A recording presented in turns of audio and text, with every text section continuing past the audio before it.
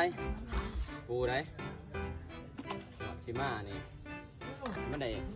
3 ตัวเต็งๆได้ปูได้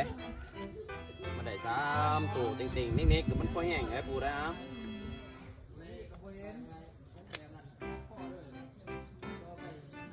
มาได้กับลาดกลางชุยแอวอยู่เนี่ยความลม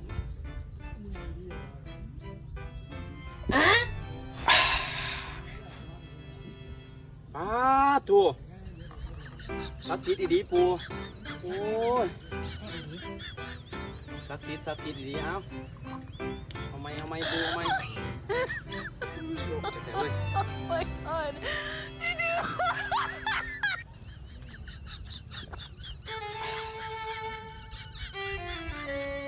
อ้าว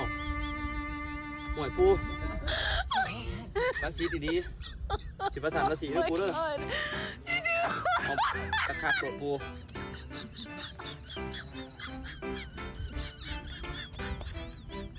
โอ้ทักซีดีๆเอา6 ตัวได้ปูได้แบบนี้ได้เอา6 ตัวด้วยปูเด้อ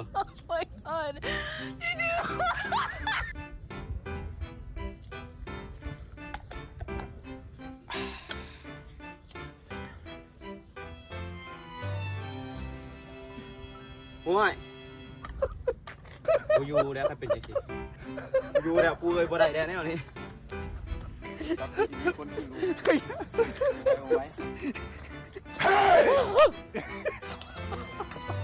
Ngap ngap ngap